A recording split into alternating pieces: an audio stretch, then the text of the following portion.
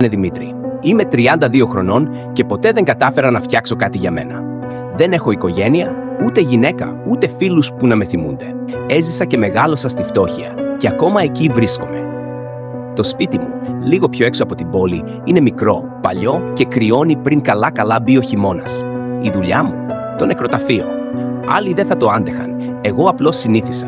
Σκάβω τάφους, καθαρίζω μάρμαρα, μαζεύω ξερά λουλούδια και όταν χρειάζεται φυλάω νυχτερινές βάρδιες. Ο μισθός μικρός, η μοναξιά μεγάλη. Δεν είναι εύκολο να ζεις κάθε μέρα ανάμεσα στους νεκρούς.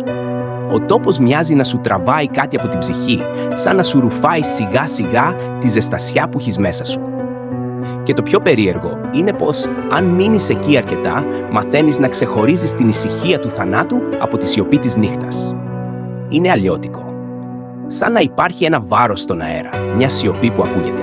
Τους πρώτους μήνες δεν έδινα σημασία. Κάποιοι θόρυβοι, οι σκιές των δέντρων, οι γάτες που τρυπώνουν στα μνήματα. Το μυαλό παίζει παιχνίδια. Έτσι νόμιζα, μέχρι εκείνη τη νύχτα. Ήταν τέλη Νοέμβρη. Το κρύο είχε πιάσει για τα καλά και εγώ είχα βάρδια να κλείσω την καγκελόπορτα του νεκροταφείου κατά τις 11. Σήκωσα το γιακά μου και περπατούσα γρήγορα όταν τον άκουσα. Ένα κλάμα, ήσυχο, σιγανό, με έναν τόνο που πάγωνε το αίμα. Δεν ήταν γάτα, δεν ήταν παιδί. Ήταν κάτι πιο λεπτό, πιο αδύναμο, σαν κλάμα βρέφους. Στην αρχή πάγωσα. Κοίταξα τριγύρω. Τίποτα. Έπεισα τον εαυτό μου ότι άκουσα λάθος. Έκανα να φύγω και εκεί ξανάρχισε, πιο καθαρό. Ήμουν μόνος μου και όμως το άκουσα ξεκάθαρα. Ένα μωρό έκλαιγε μέσα στο νεκροταφείο. Το στομάχι μου σφίχτηκε. Έπρεπε να βεβαιωθώ. Και έτσι με τον φακό στο χέρι άρχισα να περπατάω προς τον ήχο. Τα βήματά μου έσπαγαν την ησυχία και ένιωθα την καρδιά μου να χτυπάει στα αυτιά μου. Ο ήχος με οδήγησε σε έναν παλιό οικογενειακό τάφο, εγκαταλελειμμένο με σπασμένο μάρμαρο και σκουριασμένη πόρτα. Και εκεί, καθισμένο μπροστά από την πλάκα, ήταν αυτό. Μια φιγούρα μικρή σαν μωρό. Αλλά δεν ήταν μωρό. Δεν κουνιόταν φυσιολογικά. Το δέρμα του ήταν χλωμό, σχεδόν διάφανο, σαν ύφασμα μουσκεμένο στο νερό. Και αντί για μάτια, είχε δύο κενά. Μαύρα, άδεια. Με κοιτούσε. Το αίμα μου πάγωσε. Δεν μπορούσα να φωνάξω, δεν μπορούσα να τρέξω. Μόνο το κοίταζα. Κι ύστερα, χωρίς να βγάλει ήχο, το στόμα του άνοιξε διάπλατα, αφύσικα και το κλάμα άρχισε ξανά. Όμως δεν ερχόταν από εκεί. Ερχόταν από το χώμα, από μέσα από τον τάφο. Έκανα ένα βήμα πίσω και ένιωσα το μάρμαρο κάτω από τα πόδια μου να τρίζει. Και τότε το άκουσα καθαρά. Μικρά χέρια που ξύναν ξύλο. Χτύπη, σαν κάποιος να χτυπάει το καπάκι ενός φέρετρου. Από μέσα. Πάγωσα. Το πλάσμα εξαφανίστηκε μπροστά στα μάτια μου και εγώ έτρεξα. Έτρεξα μέχρι που τα πνευμόνια μου πόνεσαν. Όταν γύρισα το επόμενο πρωί, όλα ήταν φυσιολογικά. Ο τάφος σφραγισμένος, κανένα ίχνος. Μόνο που εγώ ήξερα. Από εκείνη τη μέρα, τίποτα δεν ήταν ίδιο. Το κλάμα το άκουγα ξανά, πιο συχνά. Στην αρχή μόνο στο νεκροταφείο. Μετά στο σπίτι. Μέσα στο δωμάτιο, δίπλα στο κρεβάτι μου, στις 3 τα ξημερώματα. Ξυπνούσα μουσκεμα στον υδρότα και ένιωθα ότι κάποιος στεκόταν στη γωνία, μέσα στο σκοτάδι. Οι μέρες έγιναν βασανιστικές. Έβλεπα το πλάσμα παντού, στον καθρέφτη, πίσω από τον ώμο μου, στο τζάμι όταν έπεφτε η νύχτα. Και τα όνειρα ήταν χειρότερα. Το έβλεπα να στέκεται στο κατόφλι του σπιτιού μου, να κρατάει κάτι στα χέρια, ένα κομμάτι υγρό χώμα που έσταζε στο πάτωμα. Και μέσα στο χώμα ένα μικρό λευκό κόκαλο. Μια φορά ξύπνησα και το χώμα ήταν πραγματικά εκεί, πάνω στην καρέκλα. Δεν ονειρευόμουν. Το δωμάτιο μύριζε υγρασία, σαν σκαμμένο χώμα. Από εκείνο το βράδυ άρχισα να ακούω και ψιθύρους, σιγανές φωνές μέσα στο αυτί μου, όταν προσπαθούσα να κοιμηθώ. Άνοιξέ το, άφησέ με. Δεν ξέρω ποιος τα λέει. Δεν ξέρω αν είναι δικό μου το μυαλό ή κάτι άλλο. Μα κάθε μέρα που περνάει, η φωνή δυναμώνει και αρχίζω να νιώθω ότι δεν θα σταματήσει μέχρι να υπακούσω. Χτες βράδυ δεν άντεξα. Πήγα ξανά στον τάφο. Ο αέρας φυσούσε παγωμένος και ένιωθα την παρουσία του πριν καν φτάσω. Το κλάμα ήταν εκεί, πιο δυνατό από ποτέ. Τα χέρια μου έτρεμαν, αλλά έπιασα το σκουριασμένο σίδερο και άρχισα να το τραβάω. Το μάρμαρο υποχώρησε. Και εκεί κάτι κουνήθηκε από μέσα. Ένα χέρι, μικρό λευκό σάπιο, βγήκε μέσα από το χώμα. Και τότε άκουσα. Όχι κλάμα, όχι ψίθυρο, μα τη δική μου φωνή. Δημήτρη, ήρθε η ώρα. Και ένιωσα κάτι να μου αγγίζει τον αστράγαλο. Ένα μικρό παγωμένο χέρι. Δεν ξέρω πώς έφυγα. Δεν θυμάμαι καν αν έτρεξα ή αν με άφησε. Μόνο που τώρα το μωρό δεν μένει πια στο νεκροταφείο. Κάθε νύχτα είναι εδώ. Στο σπίτι μου.